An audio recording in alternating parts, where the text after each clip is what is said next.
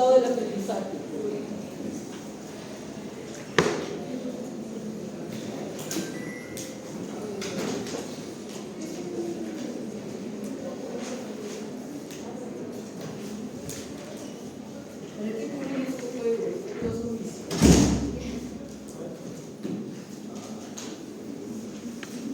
Si fuéramos más cultos, eso funcionaría.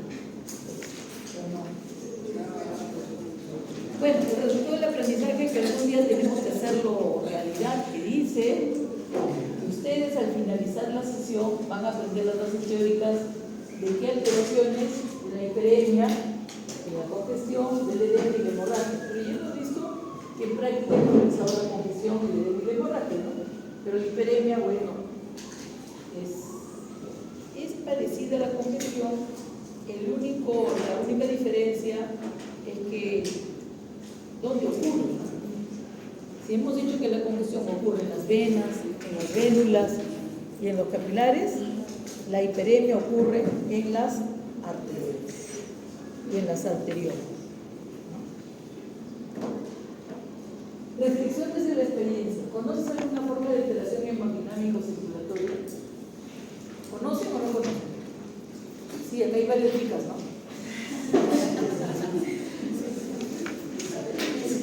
Y aún si siendo vica, también pueden encontrar. ¿Quién no conoce la hemorragia, por ejemplo?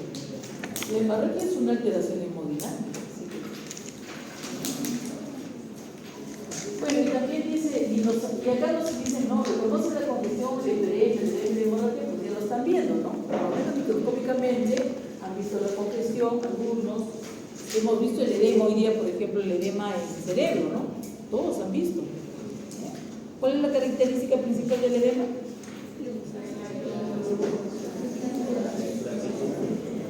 La laxis. ¿De quién? ¿De quién? Bueno, entonces, vamos a ver cada una de ellas. Y bueno, miren, hablar de cambios hemodinámicos, tenemos que tomar en cuenta que toda la dinámica de la circulación tiene que ver mucho con los vasos sanguíneos, ¿sí o no? Entonces, la integridad de los vasos sanguíneos asegura que la circulación de la sangre sea óptima y que llegue justamente a quién, que llegue a las células, ¿sí o no? La circulación se ha hecho ¿para qué? Para que la sangre llena o cargada de nutrientes y oxígeno llegue a todas las células y todas las células sean abastecidas y todas vivan felices y tranquilas cumpliendo su función, ¿sí o no? O sea, que además que lleguen, estén en buenas condiciones. Y por eso es necesario que nosotros recordemos justamente cuál es esa composición, ¿no?, histológica de cada una de los vasos sanguíneos, comenzando por la arteria, ¿no? ¿Qué tiene en particular la arteria que no tenga la vena, por ejemplo? ¿O cómo puedo diferenciar una arteria de una vena? Ahí está, la capa muscular, ¿no? La capa muscular para las arterias de mediano calibre, ¿no? Y las arteriolas. Y las grandes arterias, ¿qué tienen más desarrollado? Claro, la elástica interna y la elástica externa, ¿no? Justamente las arterias se distinguen de las venas porque tienen las elásticas, ¿sí o no? Las venas no tienen elástica interna y tampoco tienen elástica externa. No tienen, no poseen. Y bueno, y así como las arterias tienen una capa muscular que es mucho más desarrollada que las venas, ¿qué tendrán desarrollado las venas? Comenzando porque las partes de los vasos sanguíneos es la íntima, que es el endotelio, la capa media, que es la capa muscular, que las arterias la tienen bien desarrollada, pero que las venas no, y la última, la tercera, que es la adventicia. Entonces las venas lo que tienen más desarrollado, ¿qué cosa es? La adventicia. Pero la adventicia, ¿qué es? ¿De qué está compuesta la adventicia? Tejido conectivo conjuntivo laxo todavía, ¿no? Ni siquiera es denso, nada, es laxo todavía, ¿no? Y eso es lo único que tiene. Pero ¿saben por qué es importante recordar eso? Porque eso también nos va a servir mucho cuando lleguemos a neoplasia, por ejemplo, ¿no? Dicen, las células neoplasias invaden los vasos sanguíneos. ¿Cuáles eran las más vulnerables? La arteria, la vena El capilar no cuenta, la arteria o la vena. Entonces, de ahí, de esta composición histológica, pues vamos a decir cuál es ella. El capilar, bueno, el capilar, si las células neoplásicas invaden el capilar, se quedan acá. Entonces, tiene que tomar o una arteria o tiene que tomar una vena.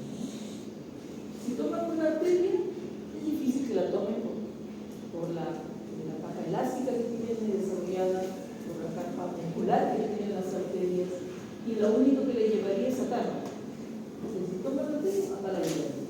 En cambio, si toma la vena se irá por toda la circulación, agarrará las venas cavas y así llegan al corazón, pasan por el corazón, lo saludan y después se quedan ahí impactadas, ¿dónde? En el pulmón. Por eso las metástasis de los tumores malignos siempre impactan principalmente, ¿dónde? En el pulmón, hacen la metástasis. Y bueno, y acá te dicen, ¿no? La arteriola, aquí está el músculo liso, etcétera, y ya da lugar a la red capilar.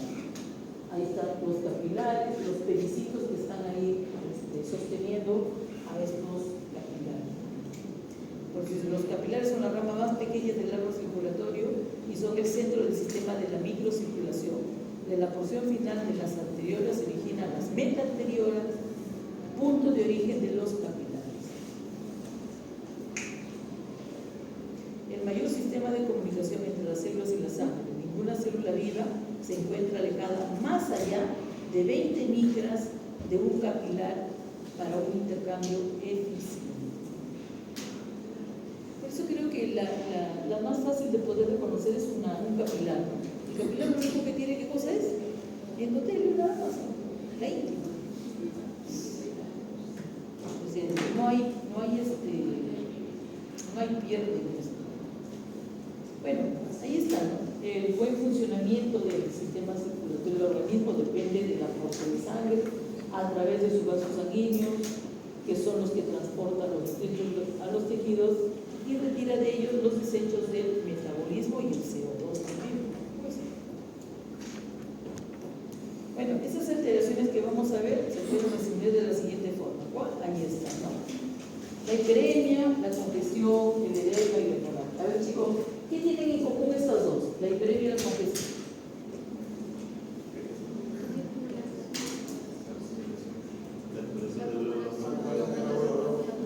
¿Qué? ¿Qué más? ¿Cómo? Claro. Eso, en los dos, se está ocurriendo todo dentro del vaso sanguíneo. La hiperemia, que es el aumento del flujo arterial, o sea, tengo más sangre arterial ocurriendo en el vaso sanguíneo, y la congestión igual, ¿no? De que la acumulación pasiva venosa en un área tisular de la sangre, ¿sí o no? Pero, chicos, tienen que recordar esto, ¿ah? Tienen que recordar esto. Miren, las arterias llegan a los órganos, ¿sí o no? Llevando nutrientes, llevando oxígeno, etc. Y las venas salen de los órganos, ¿sí o no? Y son los que llevan, ya qué cosa, los desechos del producto del metabolismo y también que llevan el CO2, ¿sí o no? Entonces, las venas llegan trayendo nutrientes y las venas se retiran. Por eso, cuando hablan a veces de acumulación de sangre venosa, dicen, hay una alteración en el drenaje, dicen, ¿no? ¿Por qué dicen que hay alteración en el drenaje? Porque las venas retiran la sangre, ¿sí o no? Drenan la sangre, ¿ya? Así que eso tiene que ver con ello, ¿no? Entonces, lo que tienen en común tanto la hiperemia como la congestión es que todo está ocurriendo dentro del vaso sanguíneo, ¿sí o no? Hay acumulación de sangre arterial en las arterias, que es una sangre, ¿de qué color es la sangre arterial? Que está oxigenada. Un rojo vivo, le llaman. Es un rojo vivo porque está cargado de oxígeno. Pero en cambio la congestión, que ya es una sangre venosa, porque son lo que es una sangre azulada, ¿no? Cargada de CO2, por eso es azulada. Muy bien. Y el edema dice, el edema es el exceso de fluidos acumulados ¿dónde? En el intersticio. Y también en cavidades. ¿Y la hemorragia? Los glóbulos rojos macroscópicamente se habla de sangre y microscópicamente se habla de glóbulos. ¿Hay más alteraciones? Sí, hay más alteraciones y también las vamos a mencionar. Creo que aquí se mencionan, se van a hablar más adelante, pero igual se mencionan acá y hablan acerca de la isquemia, ¿no? La isquemia también la vamos a tomar la disminución del aporte sanguíneo en un área tisular o de repente también del órgano, ¿no? Si esa isquemia llega a ser completa, dice, entonces los tejidos sufren necrosis. ¿Qué tipo de necrosis sufrirán estos tejidos? Que ya no les llega más el aporte sanguíneo. Coagulativa, en la mayoría. ¿Salvo quién? ¿Excepto quién? Excepto ¿se acuerdan? Entonces, por eso, dice, y llega a sufrir necrosis, en este caso es el infarto. Entonces, acomodando las palabras ahí, ¿qué es el infarto? Una necrosis, ¿por qué? Por isquemia. Una necrosis por isquemia es infarto. Y ojo, el infarto es una necrosis de una determinada área del órgano tejido. Está dada ¿por qué? Por el espacio que tiene que irrigar ese vaso donde ha ocurrido justamente esta isquemia. Por eso es necesario que ustedes conozcan o sepan y reconozcan e identifiquen que es una necrosis, ¿no? O cómo reconocen la necrosis. No, por ahí. Sí, bueno, entonces también, además, también vamos a revisar lo que es la trombosis, que es el trombo. Solamente un adelanto para que vayan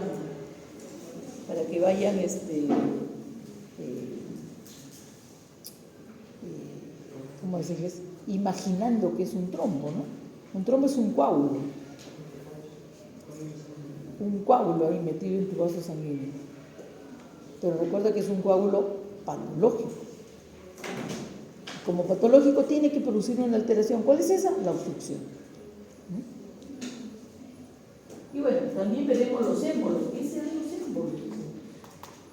Cuerpos sólidos, mentirosos, o cuerpos o sustancias. Cualquier sustancia que viaja por la sangre se denomina émbolo. Y donde se queda atrapado, en el órgano tejido donde se queda atrapado, se denominará embolio. Y bueno, y también vamos a mencionar al shock. Yo le voy a mencionar nada más al shock, le voy a dar un guía general, pero igual ustedes tienen que leer, ¿sí? Eso lo hago como un favor para ustedes, nada más, no porque... Bueno, ¿qué les parece esto? Ya ni se ve siquiera. ¿Se acuerdan que les hablé del coágulo? Miren ese coágulo. Es un coágulo que está ocupando toda la luz, ¿sí o no? Entonces, sí está produciendo una obstrucción. Y ese vaso, ¿saben qué cosa es? Es una arteria pulmonar. ¿Se murió por eso o no se murió por eso? Sí, necesariamente se murió por eso. Imagínense que ya no llegue sangre al pulmón. Estoy deteniendo ¿qué cosa? Estoy deteniendo la circulación, ¿sí o no? Porque la arteria pulmonar es una arteria principal del corazón. Y la sangre está yendo al pulmón ¿para qué? Para oxigenarse, ¿sí? Y si le pones ahí un obstáculo con una obstrucción, que este tremendo coágulo, al cual le llamamos trombo, se va a morir.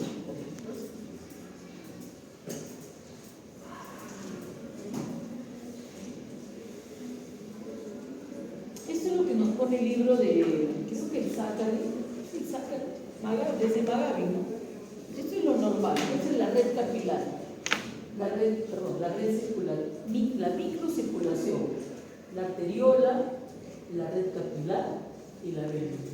Si ustedes se dan cuenta, ¿no? En la red capilar hay una parte que todavía está rojita, ¿no? Que es la parte capilar en la cual, ¿no? Está llegando la sangre arterial y donde va a ser el intercambio, ¿no? Se verá el oxígeno, se verán los nutrientes y luego acá, en la parte, en el otro extremo, donde está a la vénula, también vemos que hay una parte de la red capilar que tiene sangre venosa. Y es justamente donde también se hace el intercambio. Pero ¿qué hacen las venas? Recogen, ¿no? Recogen los desechos y recogen el CO2 y lo llevan nuevamente a la circulación. Y eso es lo normal, ¿eh? 50% para acá, para la arteria, sangre arterial, y 50% para la sangre venosa. Pero miren lo que sucede en una hiperemia. ¿Qué es lo que sucede en una hiperemia? Primero, que la arteria o la arteriola está dilatada, ¿sí? Miren, está más anchita, ¿eh? Y miren que la red capilar también se ha incrementado, miren, ha incrementado su luz, su diámetro, y está ocupando el 90%, por no decir más, de toda la red capilar. Entonces, si sucede así, ¿cómo estará el órgano o tejido en el cual está llegando mayor cantidad de sangre arterial? ¿Cómo estará? Color. ¿Rojo qué? Rojo naranja, rojo pasión, rojo vivo, ¿sí o no? Pero recuerden que cuando va llegando la sangre arterial está llevando nutrientes, ¿sí o no? Y por lo tanto el metabolismo se elevará. Y se eleva el metabolismo, también se eleva, ¿qué cosa? La temperatura. Entonces será de un color rojo vivo y además estará caliente. ¿El órgano incrementará su volumen? Sí, ¿cierto?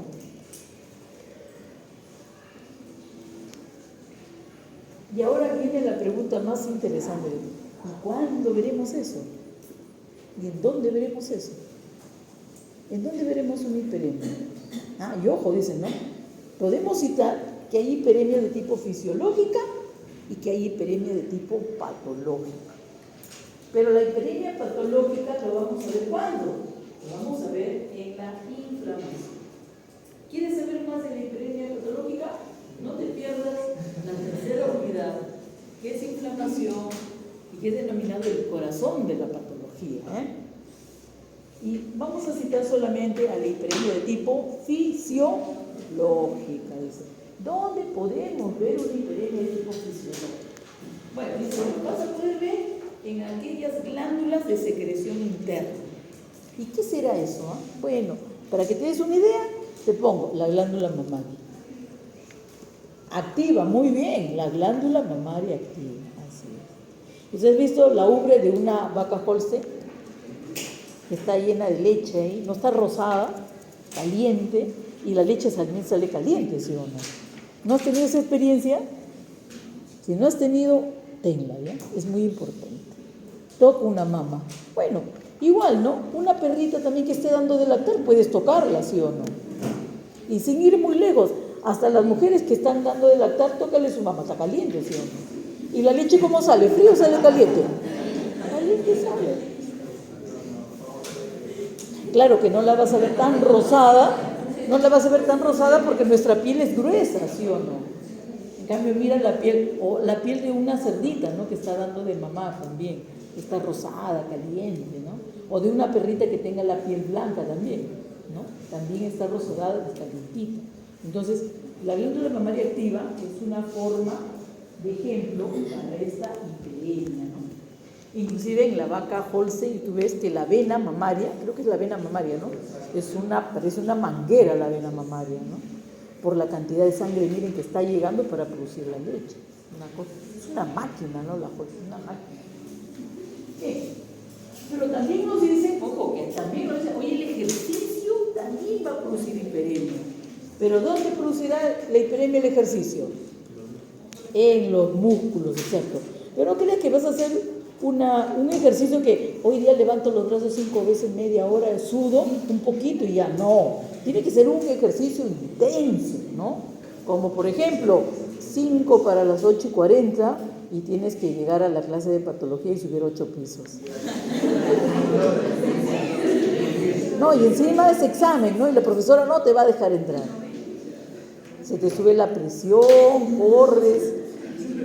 Entonces, tiene que ser intenso necesariamente para que ocurra la hiperemia en el músculo, ¿sí o no? Es difícil de poder ver, claro, pues nadie se va a abrir la piel para que te vea la hiperemia del músculo, ¿no? Sin embargo, cuando hay un sobreesfuerzo, te pones rojo, ¿no? Suda, rojo estás, hasta la piel se te pone rojo. Bueno, ya eso es para los fanáticos. Ya, entonces eso con respecto, o sea, en esta parte, en esta unidad que vamos a ver alteraciones hemodinámicas, vamos a citar las hiperemias de tipo fisiológica nada más, ¿ya? ¿Sí? ¿De acuerdo? Y bueno, y en cuanto a la congestión, miren, la congestión, la hiperemia, también le he dicho eritema. ¿Por qué dice eritema? Allá, iba a decir, eritema. ¿Cuándo le dicen eritema? Bueno, eritema le dicen cuando hay a nivel de la piel, ¿no? Un color rojo vivo, a eso le llaman eritema. Bueno, y ahora vamos a ver la congestión. ¿Qué nos dice la congestión? Bueno, dice la congestión, nos pone dos cosas, ¿no? Dice, cianosis. Ya sabemos que cianosis, ¿qué cosa es? Un color rojo azulado. Pero nos dice que hay hipoxia. Entonces, la hipoxia, ¿no?, me va a producir un estado congestivo. Sí. Y miren ustedes cómo está la red capilar. ¿Cómo está, perdón? El sistema de la microcirculación. Ojo, amén. La arteriola, vamos a ver lo que es normal. ¿La arteriola está normal? Miren, acá está y acá está. Está normal, ¿no? La arteriola está normal. La vena, vamos a compararla con la normal. Menos todavía está, ¿no? Más pequeño. Dice que hay una disminución del flujo, ¿no? Del flujo. Está menor. ¿Y dónde está acumulada la sangre? En la red capilar. Miren que el 90% de la red capilar está acumulada la sangre venosa. Y la que sale, la que debería de salir, también está disminuida. De crecimiento de la eliminación de la sangre. Ahora dice, ¿cuál puede ser? Puede ser una obstrucción local, que puede ser una rama de la vena que se ha obstruido y no le permite salir a la sangre de acá. Pero también nos habla de una congestión de tipo sistémico. Congestión por falla cardíaca. Congestión por falla cardíaca.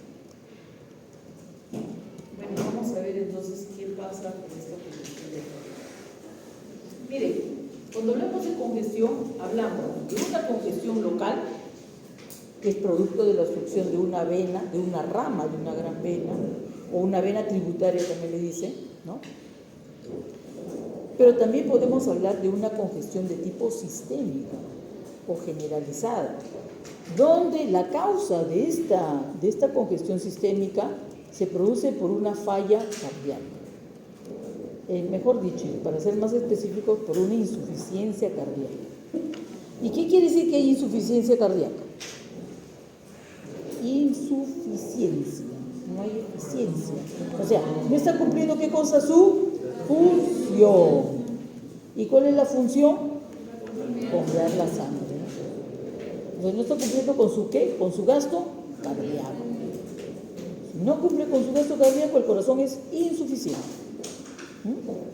Entonces tenemos dos tipos de congestión: congestión local y congestión sistémica cuando el corazón está fallando, como el caso de las insuficiencias cardíacas congestivas. Miren que aquí, cuando hablamos de congestión, no se menciona que hay una congestión fisiológica y una congestión patológica. La congestión siempre es patológica, siempre. Así que no te equivoques cuando yo, para probar, si es que te has dado cuenta y has puesto atención y sabes, te digo, la congestión fisiológica es cuando, y todo contesta.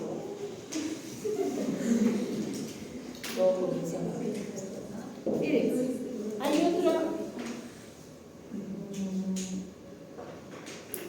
hay otro elemento que también interviene en esta red, y que tenemos acá, ¿no? la parte arterial, la parte venosa, pero también mencionan a los vasos linfáticos. ¿Por qué los vasos linfáticos están considerados también dentro de este sistema circulatorio, porque los vasos linfáticos cumplen una función muy importante. ¿Saben cuál es? Drenar el líquido excedente que puede quedar en el intestino. Ellos se encargan de eso. ¿Para qué? Para que las presiones estén equilibradas siempre.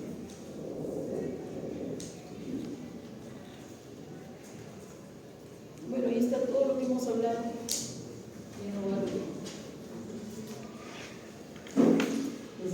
Patológicamente, el órgano que tiene hiperemia está de color rojo vivo, volumen aumentado, mayor temperatura. Las hiperemias patológicas las vamos a ver en la inflamación. Acá no, solamente vamos a citar a la hiperemia de tipo oficio. También se puede citar ahí, miren, esta es la mama de una vaca Holstein, ¿no? Y acá no, ni siquiera se puede ver lo rosado que está ahí. La vulva de una perra, de una hembra, en esto también puede ser, ¿no? No solamente está roja, sino está edematosa también, ¿no? Está roja ahí y no acepta al macho porque le duele, ¿no? Si bien se acerca, ya está que le enseña los dientes, que lo quiere morder, etc., ¿no? Pero bueno, luego llega un momento en el cual ya está receptiva. Otro ejemplo podría ser también la mucosa, ¿no? La mucosa gastrointestinal en la digestión, ¿no? La mucosa gastrointestinal en la digestión también se pone hiperémica, ¿para qué? Para la absorción de los nutrientes. El sonrojo, para aquellos que no han entendido que como la hiperemia, bueno, el sonrojo, ¿no? Que te pongas, te da vergüenza y te pones rojo, ¿no? Como un tomate, o algunos ni siquiera la cara, solamente las orejas, ¿no? Las orejas calientes ahí, tus orejas no se ponen rojas y calientes, o a veces de la nada, ¿no? Estás por ahí, tu oreja se pone, ¿qué te dice la gente, no? Están hablando mal de ti, están rajando.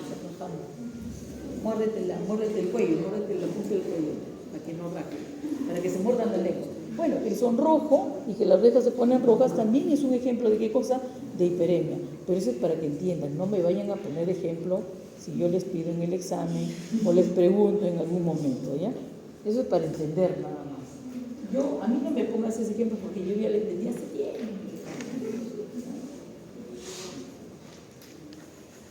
Bien, y con respecto a la congestión, ahí está, ¿no? Una congestión de tipo local o una congestión generalizada.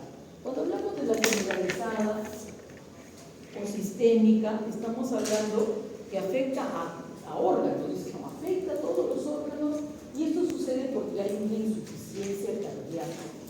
El corazón no es suficiente. Pero recuerda que el corazón tenemos dos tipos de circulación, ¿no? Una circulación mayor entre el corazón y todos los órganos, y la circulación menor entre el corazón y el pulmón. Por eso, chicos, esta es la razón por la cual el corazón tiene, ¿no?, una capa de músculo grueso en el lado izquierdo, porque justamente ese lado tiene que bombear la sangre a todas las células de toda la economía. Hasta tu dedo ahí gordito, tu meñique ahí, hasta ahí. O hasta tu pelo, ya hasta tu pelo también. Entonces, por eso tiene que tener mayor fuerza. Por eso es que la capa muscular o el miocardio del lado izquierdo es bastante grueso. En cambio, el lado derecho, lo único que tiene que mandar sangre es sacar la vueltita nada más que te pulmón. Y por lo tanto, ¿para qué gastarse tanto, no? Y por eso así la han creado, pues con una capa mucho más delgada, ¿no? Porque el esfuerzo que tiene que hacer es mínimo, pues la distancia es corta. Y por eso es que el corazón izquierdo es más desarrollado que el derecho, ¿ya? Así es.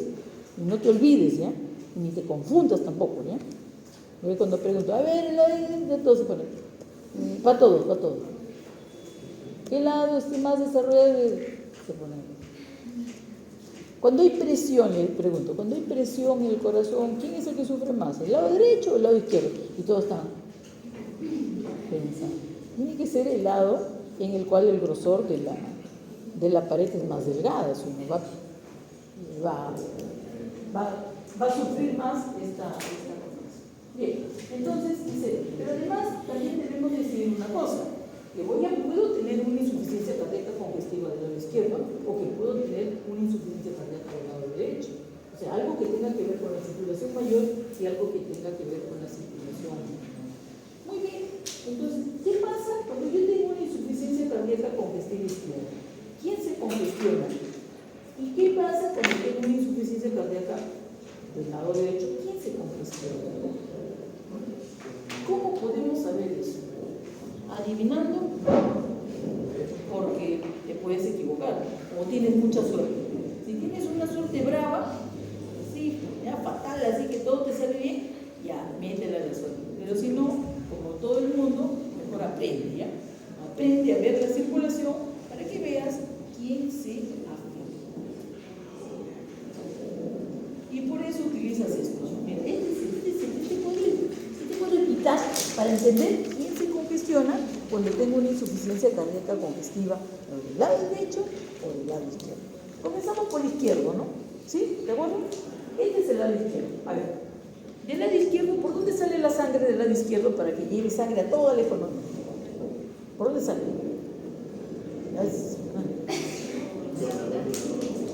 Por la arteria aorta, sí. Aorta. Ventrículo izquierdo, sale la arteria aorta. Pero recuerda que estamos con un corazón que es insuficiente, ¿sí o no? El corazón no puede mandar la cantidad de sangre que manda. El volumen adecuado no lo manda. A ver, supongamos, esto no es que se hace. Supongamos que el lado izquierdo tiene que mandar 100 ml de sangre por la arteria aorta. Pero como no tiene fuerza, está débil porque algo le han hecho el pobre, entonces no puede mandar 100, manda 70 nada más. Y ¿sabes qué? Estoy insuficiente, y le manda la arteria aorta 70. ¿Y cuánto se queda con él? 30, porque no tiene fuerza para mandar los 100. Entonces, ¿quién le da? ¿Por dónde llega la sangre para el lado derecho? ¿Por las venas? Derecho. Izquierdo, no derecho. Estamos en el izquierdo. Estamos en el izquierdo. Está saliendo la arteria aorta por el ventrículo izquierdo. ¿Y cómo le llega a este lado derecho la sangre? ¿Por qué estructura le llega? Las venas. Recuerden, las venas llegan al corazón y las arterias salen del corazón. Entonces llega a través de las venas. Las venas vienen y le dicen, toma la sangre, viene y le da 100, ¿no? Toma los 100 que siempre te doy. Y el corazón, ¿puede recoger los 100? ¿Puede aceptar los 100? No, si ya tiene 30 acá y solamente le va a aceptar 70. ¿Y los otros 30 qué va a pasar? Bueno, se quedará en las venas y después se quedará también ¿en dónde? En el. ¿De dónde viene la sangre? En el. Entonces, ¿quién se congestiona? Cuando yo tengo una insuficiencia cardíaca congestiva izquierda, ¿quién se congestiona? ¿Entendido? Entonces, siempre que yo tengo una insuficiencia de este lado, el que se congestiona es el que está detrás del corazón.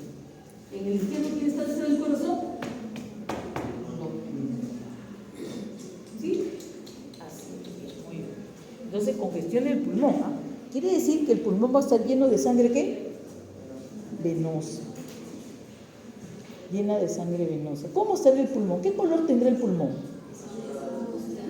Claro. ¿Estará qué? Cianótico, ¿sí o no? ¿Estará más grande? ¿Pesará más? Sí, ¿no es cierto? Y recuerda que si hay congestión, ¿quién se eleva en la congestión? La presión hidrostática. Y por lo tanto hay. Entonces voy a tener un pulmón con congestión y edema. Imagínate. Pesará más, ¿no? ¿Y la consistencia? ¿Aumentará? A ver, vamos por partes. Recuerden que el pulmón tiene espacios, ¿sí o no? Que son los alvéolos, que son 800.000. Ahora estos espacios ya no tienen aire, lo que tienen, ¿qué cosa es? Líquido. Entonces, ¿se incrementa o no se incrementa la consistencia? Sí. Claro, pues, y el aire y el agua no te pasan. Entonces los pulmones estarán más pesados, tendrá un color cianótico y la consistencia también se incrementa. Entonces, no van a decir, ay, el pulmón está duro. Nada, pues. Por eso utilizo incremento de la consistencia, nada más. Muy bien, y así con respecto al lado izquierdo. Entonces, cuando hay una insuficiencia cardíaca del lado izquierdo, el que se congestiona, ¿quién es? Muy bien, ¿y qué pasa con el lado derecho? Con el lado derecho. El lado derecho, ¿no? El ventrículo derecho manda la sangre ¿por dónde? Está saliendo por la arteria. El ventrículo derecho manda la sangre por la arteria principal. Pero el corazón derecho no está en condiciones de bombear tampoco la sangre, todo el volumen, y se queda siempre con una cantidad. Entonces, cuando la sangre llega al corazón derecho, que llega a través de ¿dónde? ¿De qué venas? Las venas cavas, placebo, la emisivo, entonces cuando viene y quiere darle la sangre, el corazón no le puede recibir todo, ¿sí o no? Se queda también con un poco de sangre que se quedará en las venas cavas y a su vez también se quedarán ¿dónde? En todos los órganos del cuerpo, principalmente los órganos abdominales, el hígado, el intestino, el vaso, el riñón, todos estarán, ¿qué cosa? ¿Cómo estarán? Congestionados. A veces, el hígado estará doblemente congestionado, porque el hígado recibe su propia circulación, la hepática, pero también recibe otro sistema venoso, que es el sistema portal. Entonces, el hígado se ve afectado más. Por eso es que para esta didáctica de patología se toma como órgano modelo para una ICC derecha al hígado. ¿Entendido? Al hígado. Ahora, ¿cómo está el hígado? Ajá, color rojo azulado, muy bien. ¿Qué más? ¿Más pesado? ¿Aumenta de tamaño? ¿Los bordes cómo estarán? ¿Filudos o redondeaditos? ¿Qué pasa si agarro y corto al pulmón? Digo, al hígado. ¿Qué pasa si agarro, tengo un hígado así y lo corto? ¿Qué pasará? ¿Saldrá qué? ¿Qué sale? ¿Qué sale? ¿Líquido o sangre? Sangre, no líquido. ¿Cómo sale el líquido?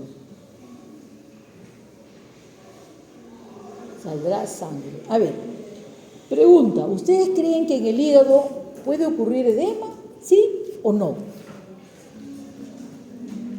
Así como el pulmón, ¿no? En el pulmón hemos dicho que hay congestión y edema, ¿sí o no? Y nos ha faltado decir cuál es la característica macroscópica del edema en el pulmón. Es la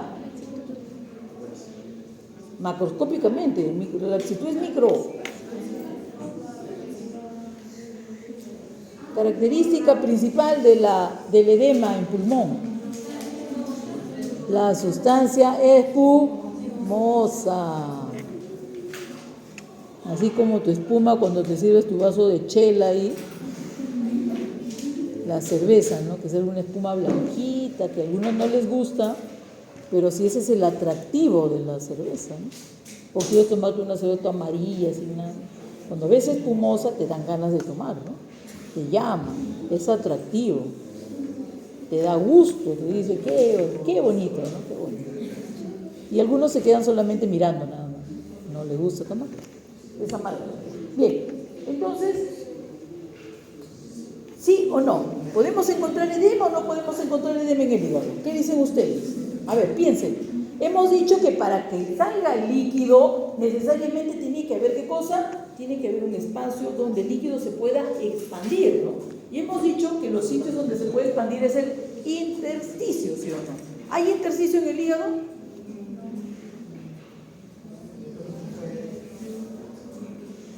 ¿Hay intersticio?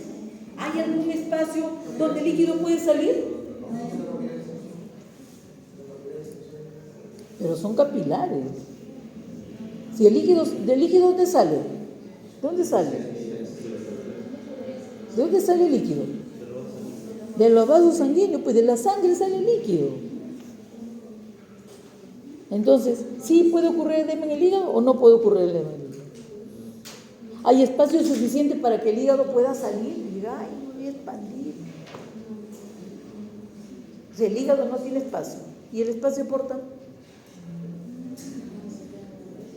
Ahora, ¿el espacio porta es amplio o es pequeñito? Es pequeñito, ¿sí o no? Entonces, si alguna vez pueda salir agua, líquido, no agua, entonces saldrá el espacio porta. Pero en la gran mayoría no sale a ningún lado. O sea, el hígado no es un órgano en el cual tenga algún sitio o un intersticio donde pueda salir o expandirse el líquido. No hay. En el hígado solamente voy a llevar un estado congestivo y nada más.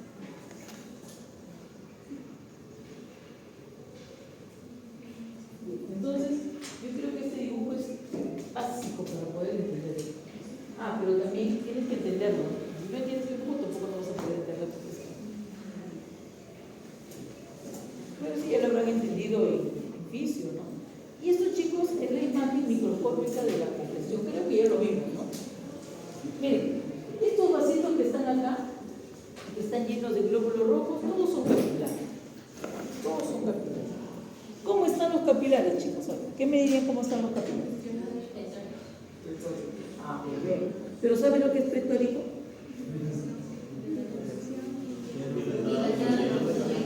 Ya. Y ya sabes, puedes usarlo. Pero si no sabes, no te atrevas. Habla de lo que sabes, no de lo que no sabes. Ya, puede decir, sí, los capilares están pectóricos. Muy bien. A ver, ¿hay hemorragia?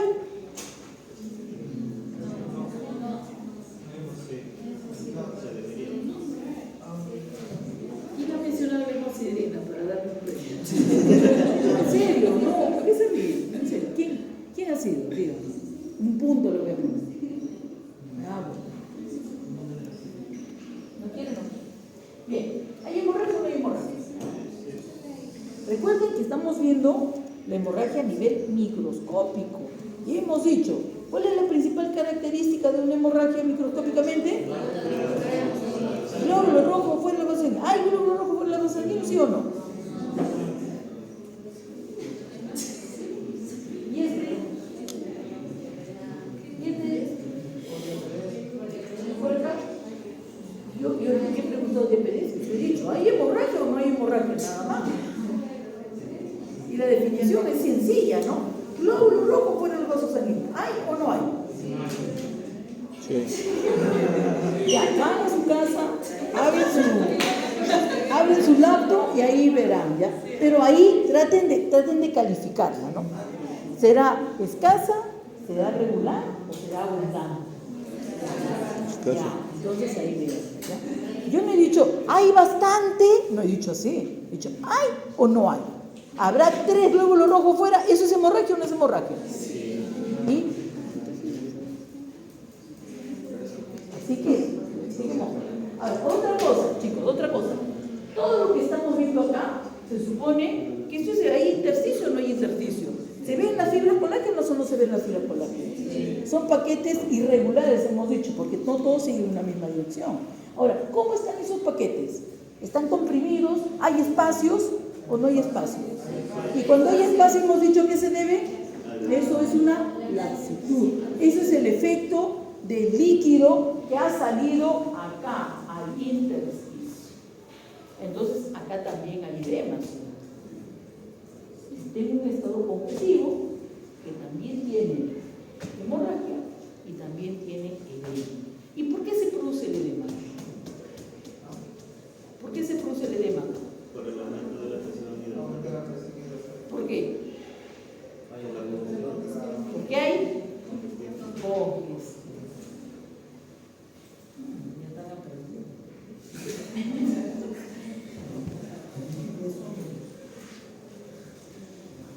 Bien, entonces, chicos, hablemos de la congestión hepática, aunque ya hemos adelantado un poco, porque hemos estado hablando, ¿no?, de que el hígado se pone de color rojo, azulado, pero hemos dado solamente características macroscópicas, ¿no? Color rojo azulado, pesa más, los bordes están de mayor tamaño, los bordes están romos, si yo corto comienza a salir la sangre, resuma la sangre, etcétera, ¿no? Y eso es característica ¿de qué? Es característica de una congestión hepática aguda. Es una característica macroscópica de una congestión hepática. Pero nos dicen que la congestión hepática tiene 3 fases. una aguda, una subaguda y una crónica. ¿Ya? El hígado, solamente el hígado. En este caso. Ahora, si ya sabemos que eso sucede macroscópicamente, ¿cómo será microscópicamente la congestión? Si decimos que la congestión, todas las venas, vénulas y capilares están llenos de glóbulos rojos o están pletóricos, ¿no? Entonces, si me dicen hígado, yo me tengo que imaginar al lobulillo, ¿no? ¿Quién está en el centro del lobulillo? La vena. ¿Cómo estará la vena central? Pletórica, muy bien. La vena central estará pletórica. Y también estarán pletóricos los capilares que estén cercanos a esta zona de la vena central. ¿Ya? Todos los que están cercanos, también los capilares estarán pletóricos, ¿no? Dilatados y llenos de glóbulos.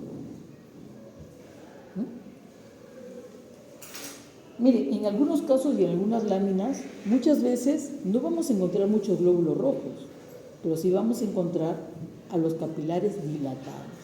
Y eso es suficiente, porque no habría otra forma de que se dilaten. Si no es porque hay una congestión. Muchas veces el hecho de cortar y comienza a salir la sangre hace que los glóbulos rojos se pierdan, pero la dilatación permanece. ¿Entendido? ¿Entendido? No, porque dice, profesora, pero que nos falta glóbulo rojo, no está, ¿dónde está? Me vienen a reclamar a mí como si yo tuviera la culpa. No quiero que haga, pero basta que esté dilatado, sí, ¿no? Bien, entonces, ojo, dice, además también, la zona centrolobulillar, dice que hay qué cosa, hay hemo. Quiere decir que la vena central y los capilares que están cercanos a la vena central, ¿va a ocurrir qué cosa? Va a ocurrir diapedesis, pues, ¿no? Mucha diapedesis. Está lleno, ¿no? Bueno, así le denominan también como una congestión pasiva aguda. ¿Por qué dice pasiva? Porque está dada en dónde? En las venas, en las vénulas, en los capilares. Por eso dice pasiva. Y se puede haber, como ya hemos dicho acá, no puede haber, muchas veces puede haber hemorragias en el centro lobulillar, porque la vena central está llena y porque también los capilares sinusales cercanos también están llenos y por lo tanto habrá presencia de glóbulo rojo fuera de los vasos. Miren, y esa es la imagen de un hígado congestionado agudo, ¿no? Congestión pasiva aguda en el hígado disperso. Dice, el hígado está grande, de un color rojo oscuro, es la congestión pasiva aguda, ocurre en el sistema vascular y dependiente de órganos como el corazón, el pulmón y el sistema porta, dice, ¿no? Corazón, pulmón y el sistema porta. O puede ser la interrupción del retorno de la sangre del corazón, como ocurre en la falla cardíaca, resultando en qué? En arritmias también. Y también cuando se desarrolla la eutanasia. Ojo, o sea, no crean que solamente yo voy a tener un hígado congestivo o una congestión aguda del hígado en la ICC derecha, sino también la eutanasia. ¿Qué significa la eutanasia? Un sacrificio, la muerte dulce, ¿no? Necesariamente se sacrifica el animal, se sacrifica con fármacos. ¿Y qué producen los fármacos? ¿Qué producen los fármacos? Producen un paro cardiorrespiratorio. Entonces, los animales sacrificados, yo voy a encontrar un hígado congestivo. Y no solamente el hígado, todos los órganos. El vaso estará congestivo, el pulmón también estará congestivo, el riñón también estará congestivo. ¿Sí o no? Si ha detenido, ¿no? Si ha detenido la circulación y la sangre se queda estancada. Si no hay quien lo bombee, se quedará estancada la sangre. Pero ojo, el animal todavía no muere. O sea, produce un paro cardiorrespiratorio y va a morir por este paro cardiorrespiratorio. Si ya no le llega la sangre suficiente a los órganos para que puedan nutrirse, ¿sí? ¿Qué va a pasar? Va a morir, pues, ¿no?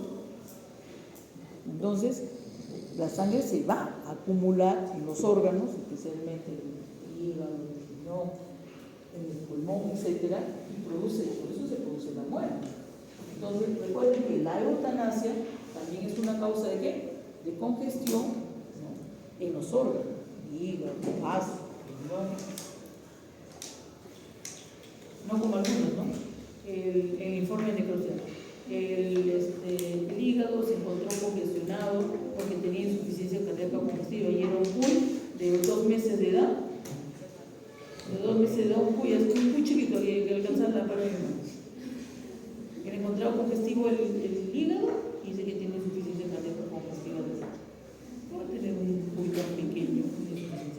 O sea, ¿cómo va a tener insuficiencia cardíaca un animal tan joven?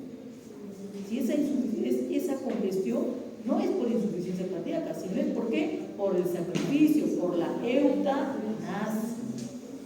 ¿Han entendido? No estén andando por la vida pensando que solamente hay congestión porque se tiene insuficiencia cardíaca. En los animales que son sacrificados también vamos a encontrar estado de congestión. Bueno, la otra fase del hígado es la denominada congestión subaguda, o también, como dice ahí, la atrofia cianótica, o también le dicen hígado en nuez moscada. Pregunta, ¿conoce la nuez moscada? ¿Sí? Ya, si no conoces, te vas al mercado, te compras una nuez y la partes. Y míralo, porque la nuez moscada se tiene que ver en la superficie de corte, en la superficie interna, no afuera, sino adentro, ¿ya? Bien, entonces dice acá, miren lo que dice, porque esto es importante. Dice, si persiste la congestión sanguínea, congestión y éstasis es lo mismo.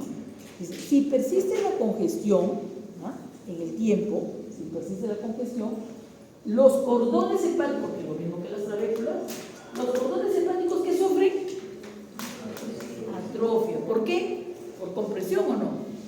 Claro, pues si tienes un capilar sinusoide que está dilatado y que está lleno de sangre, no le está comprimiendo el cordón hepático, y por la derecha y por la izquierda, ¿no? Y por todos lados. Entonces el pobre con el tiempo se va a atrofiar por compresión. Atrofia simple, dice, ¿no? Atrofia simple, ¿qué significa? Que está disminuyendo de tamaño, pero dice que también numérica. ¿Dónde es la numérica? ¿Dónde?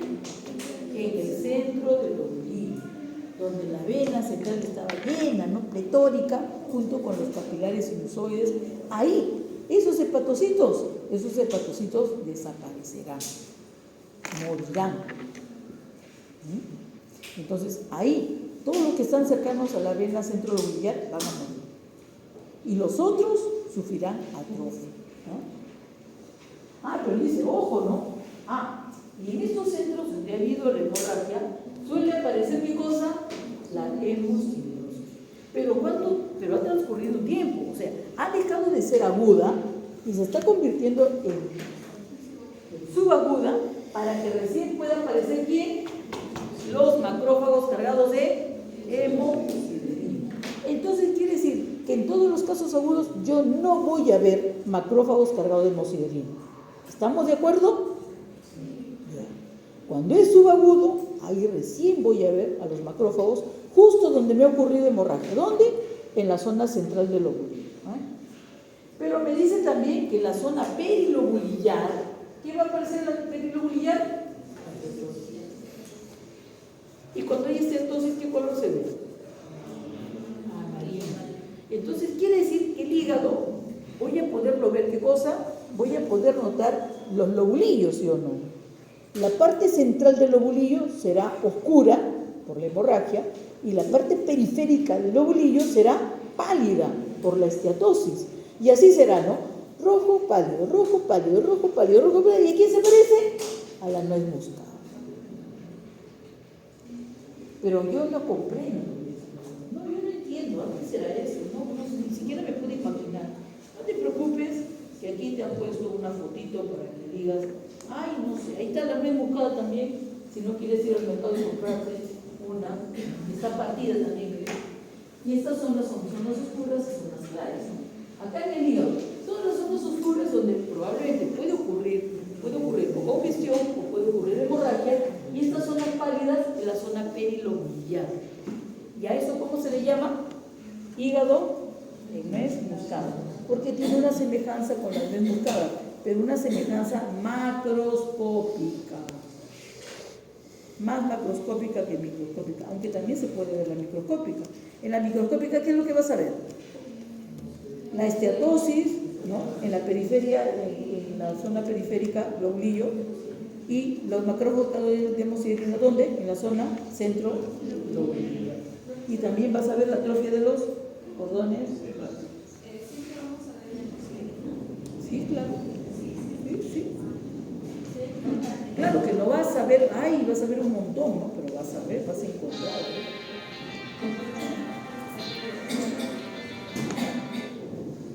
Vas a encontrar, con el tiempo vas a encontrar, y en los casos crónicos no. Bueno, entonces cancelado la subaguda, ¿sí? Cancelada ya. Recuerden, o subaguda, atrofia cianótica o hígado en nuez moscada. 3 nombres. ¿La tercera cuál será? La congestión crónica. Cirrosis. Tranquila, no mates todo eso. Entonces vamos. La congestión crónica, o también llamada cianosis,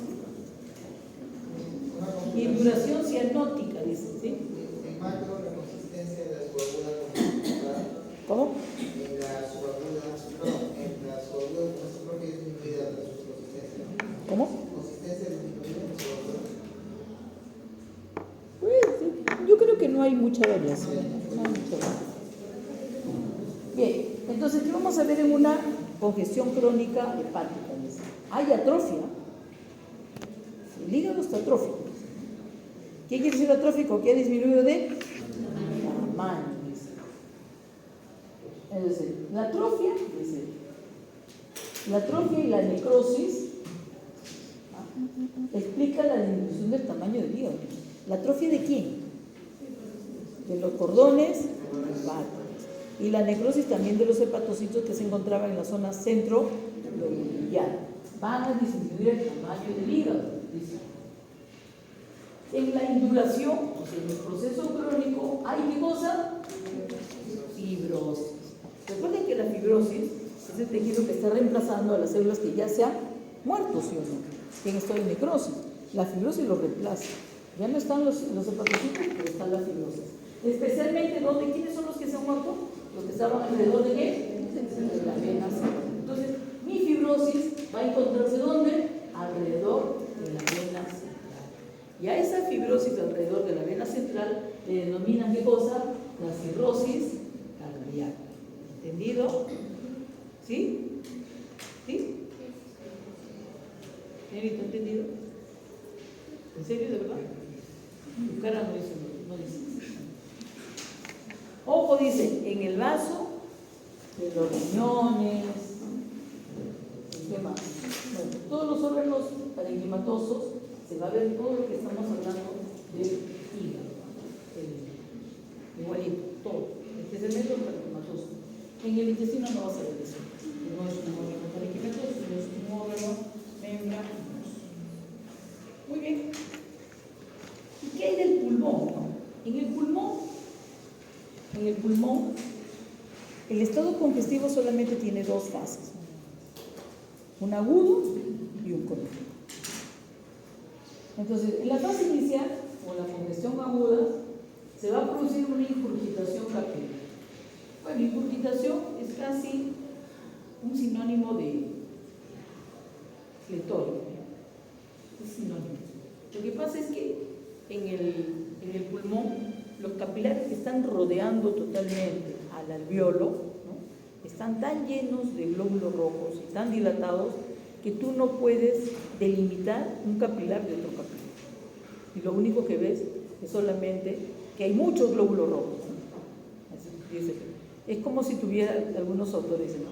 Es como si tuviera un recorrido tortuoso, ¿no? La presencia de los glóbulos rojos, ¿eh? Por eso le llaman ingurgitación. Pero creo que es sinónimo también de fletorio. Bueno, dice, vamos a poner, ¿ya? Los capilares están pletónicos. Hay edema en el intersticio.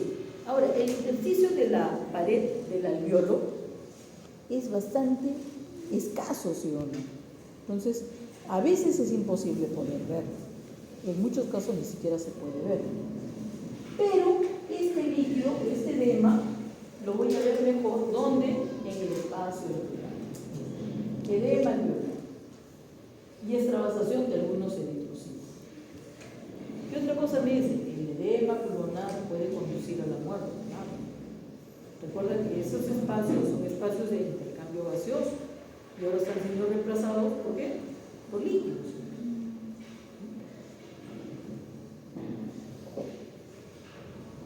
Bien, entonces, ¿qué es lo que veo? Ya hemos dicho cómo se ve macroscópicamente el pulmón y ahora microscópicamente cómo veremos al pulmón. Los capilares estarán ¿qué? Pletóricos, ¿no? ¿Qué más?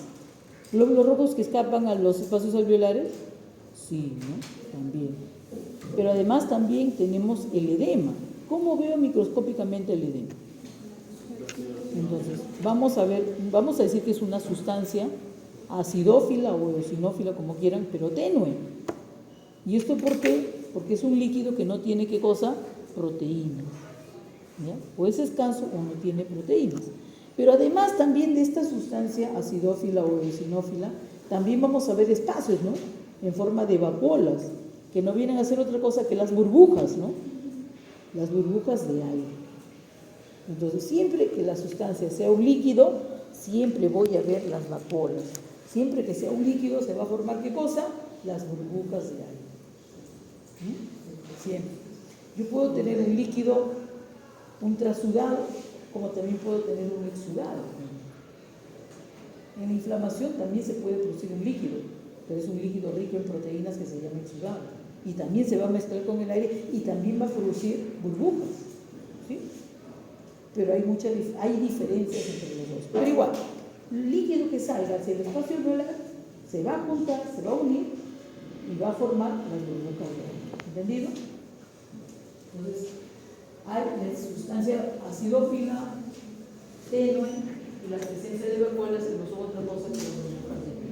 Y bueno, la presencia de glucosa. ¿Qué más? Esto con respecto al agudo. ¿Y qué pasa en el crónico? Dice, macroscópicamente, ¿cómo veo el pulmón en una congestión pulmonar crónica? Dice, tiene un tinte ocre o pardo, que es lo mismo, un color, ocre o pardo. Dice, debido a la formación de hemosiderina a partir de los eritrocitos extravasados. Entonces, el pulmón está de un color pardo debido a la presencia de gran cantidad de macrófagos cargados de hemosiderina. Y además también, ¿cómo está? Está con fibrosis, ¿no? Acá creo que en la anterior dice algo. La congestión pasiva pulmonar crónica se manifiesta primeramente por una inundación, o sea, está duro, incremento de la consistencia, porque hay aumento de las fibrillas reticulares y colágenas en el intersticio, a consecuencia probablemente de un edema intersticial persistente. Si el líquido o cualquier otra sustancia persiste por mucho tiempo en el intersticio, entonces se va a producir la organización del tejido. ¿Y qué significa la organización del tejido? Que va a dar lugar a ¿qué cosa? A la fibrosis. Entonces las paredes alveolares o el intersticio de las paredes alveolares voy a encontrar fibras colágenas.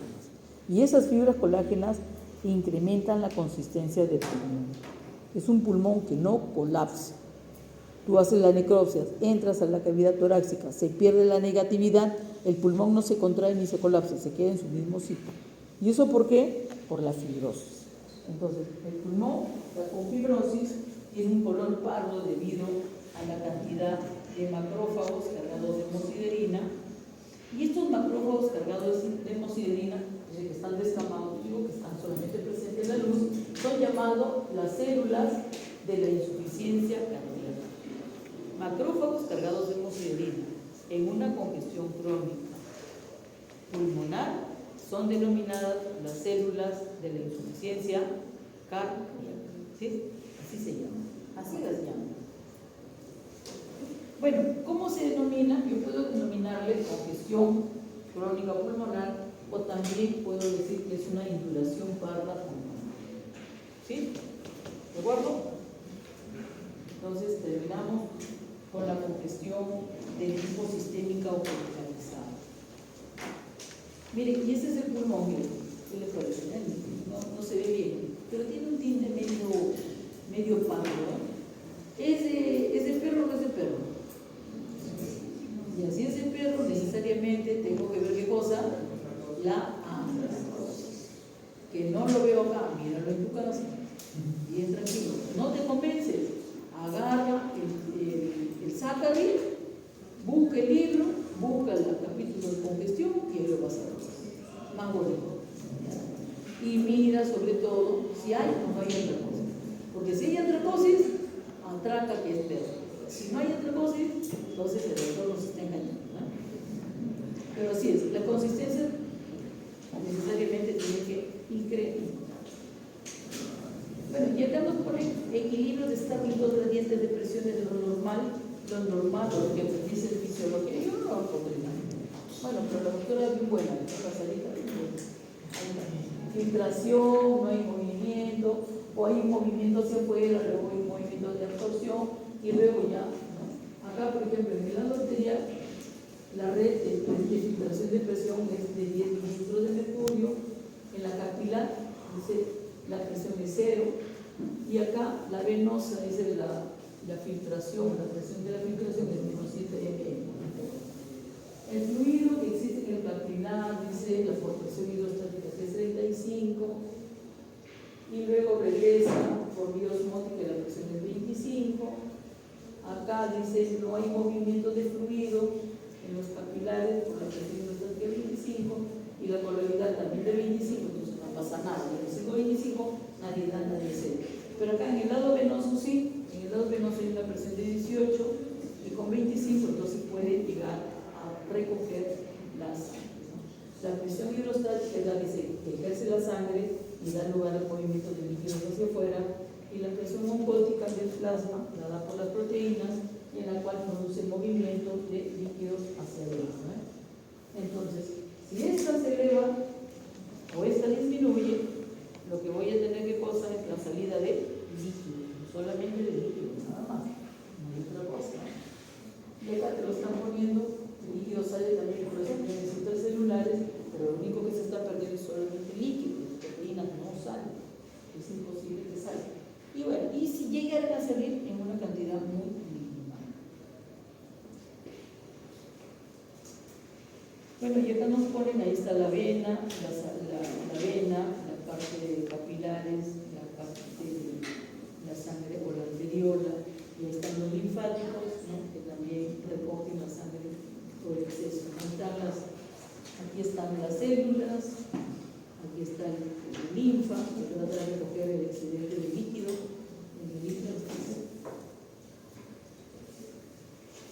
Dice, en términos porcentuales, el 100% del filtrado se absorbe el 90% a través de la región venosa del capilar y el 10% restante se encarga, ¿quién se encarga? Se encarga de los vasos linfáticos. Normalmente la salida de líquidos del intersticio desde la microcirculación arteriolar está casi equilibrada por el flujo del extremo venular y el pequeño exceso de líquido necesariamente cumple la de recogerlo los vasos linfáticos. Y luego ya viene acá en esto donde ya vemos que hay la salida, edema, que es el exceso de líquido en el intersticio, en las cavidades, donde va a suceder cuando se eleva la presión hidrostática. Y aquí viene la pregunta, ¿cuándo se eleva la presión hidrostática? Bueno, te dice cuando el retorno venoso está alterado.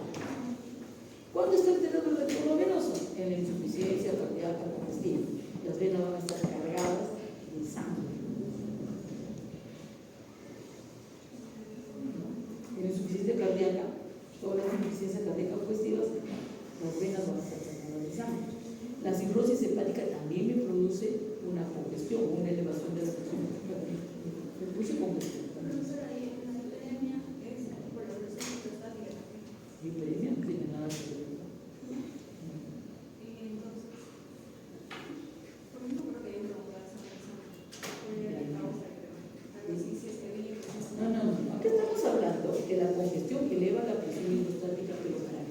producir qué?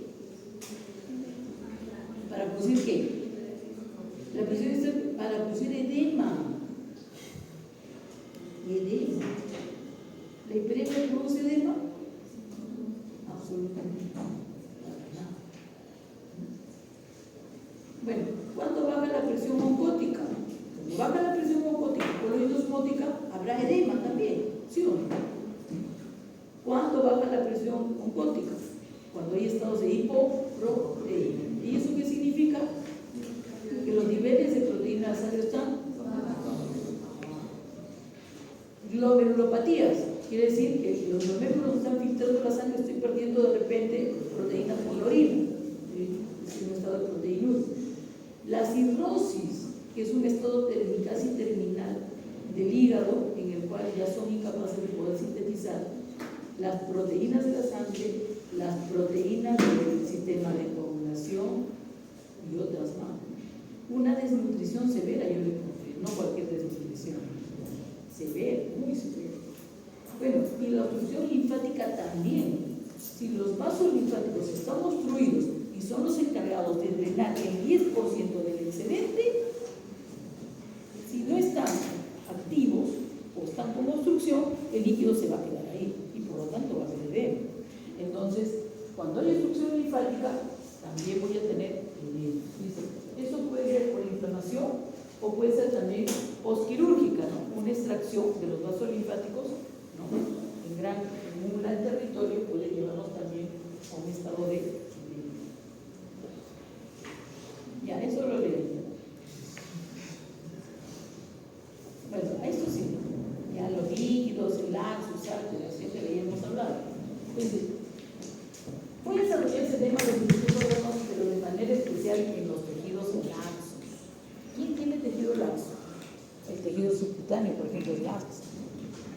Entonces, recuerden que el líquido, cuando sale de los vasos sanguíneos, siempre busca dónde puede expandirse.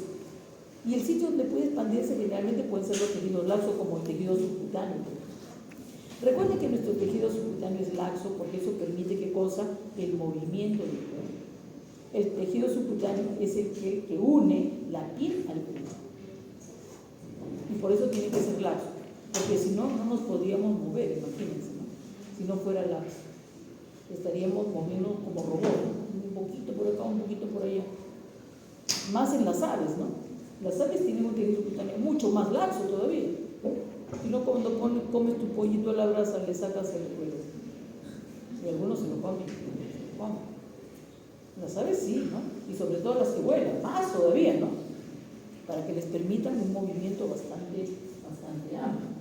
Bueno, entonces por eso es que el líquido puede escapar al tejido subcutáneo, pero también puede escapar a la lámina propia, ¿no? Puede escapar también a la submucosa, ¿no? También. En el pulmón, ¿a dónde escapará? Hacia los pasos alveolares. En el cerebro, al neurópilo, ¿sí? Bueno, y en cavidades también, dice, ¿no? O sea, el líquido también se puede acumular en cavidades. ¿Cómo qué? Como el tórax o la cavidad pleural, se llamará hidro. ¿Hidro qué significa líquido? Líquido. Hidropericardio. Líquido en el espacio pericardio. Hidrocele. Entre las túnicas del testículo. Hidrocéfalo.